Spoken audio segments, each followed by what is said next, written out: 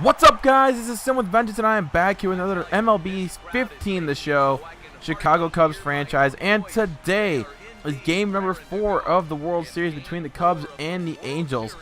And we're looking to tie up the series. The Angels have a 2-1 series lead here in Anaheim.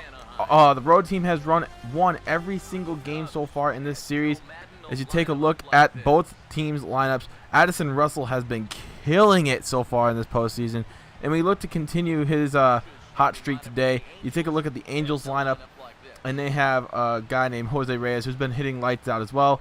And taking a look at the pitching matchups as well, it's Andrew Heaney, a left-hander. The Cubs feast off left-handers, and we're going to see how he does today. He's going to take on another lefty known as John Lester, who has been known as Mr. October in the pitching category in his career. So here we go. In the top of the first, Addison Russell at the plate. Heaney takes a curveball and hangs it a little too much, and Addison Russell, continuing his hot ways, gets on base. So let's see what we can do here with one on and nobody out. So Juan Lagar's at the plate. Heaney taking it from the stretch this time, and Addison Russell's going to take off. Swing and a miss, and the throw is way late as Addison steals second. But later on, Addison again on the move here. He's off for third, and he is safe. So now we have a runner in at third with nobody out. But guess what? We do not come through here as Anthony Rizzo pops one up into shallow left, and Jose Reyes is right there to get it. So an opportunity missed early on in the game to take an early lead. Could it come back to bite us? Well, Raydel Carmen has something to say about that, as he gets a nice base hit down the line here. He scores a run. It's only one, but it's enough to get us a nice start against Andrew Heaney and the LA Angels. And later on again, John Lester on the mound as he gets David Freese to come up into left field. Nice little pop-up for Kyle Schwarber to grab, and that's going to end that. So now Raydel Carmen again at the plate. He has been pretty solid so far this postseason. I wouldn't say he's been like Addison Russell-esque, but that home run sure does prove how good he has been, as that is a 3-run home run off of Andrew Heaney, and it gives the Cubs a 4-0 lead.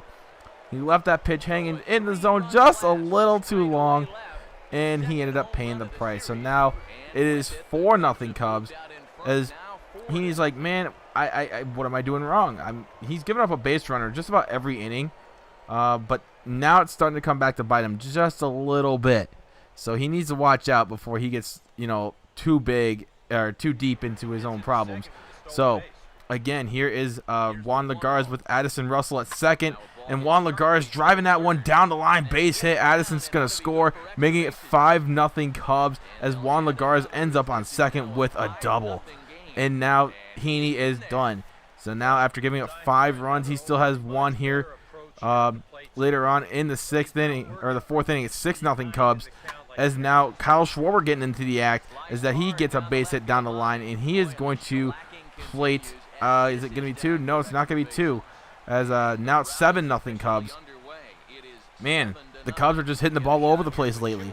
They've scored 12 in the last game, and they're scoring up to 7 now. So now the Angels are going to respond here with a nice 2-run double here, as now they finally get on the board, as John Lester gave up a pretty meaty pitch right there. I think that was David Freese with the hit, so we got to look out for that. We don't want the Angels to come back on us again. So Addison Russell here at the plate. He gets another double, and that's going to play another run. Addison Russell, man. Addison Russell. Let me tell you something. He is something special in this game. That's just what he has been doing in this postseason is something you'll never ever see.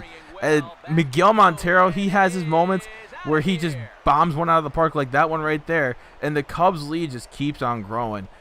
With a player like Addison Russell this hot, it's hard to lose games. It really is. And when players are contributing, maybe not as big as Addison Russell has, but with home runs like that from Miguel Montero and the way Raydel Carmen has been playing this game, he has 2 hits, both of them RBI hits. It's kind of hard to see why this team can't just make a comeback and try and win the World Series. It's 9-2 now. Addison Russell at the plate again. And this time, he's going to take it deep to right center, and that one's leaving the ballpark. Ladies and gentlemen, I don't even know what to say about Addison Russell anymore. He's just so good. I don't even know how to explain how good he has been. It's been ridiculous how good he's been. I mean, you can't even write a script for this and how good he's been. Maybe for like a robot playing baseball, but not. I swear to God, Addison Russell's not even human anymore, because he's playing like a robot. He's just hitting everything. I don't even know what to say. It's 11-2 now, as Kyle Schwarber gets this one past Albert Pujols, and now the Cubs are going to plate 2 more, making it 13-2, as that throw is offline, as Iannetta had to get up and get out of the way on that one. And now it's 13-2. The Cubs are hitting the lights out. Addison Russell, guess what? He's going to have himself another hit. Another RBI chance here, and he's going to get it to make it 14-2. Addison Russell is playing like a robot right now. He cannot be stopped. Like, oh my Lord.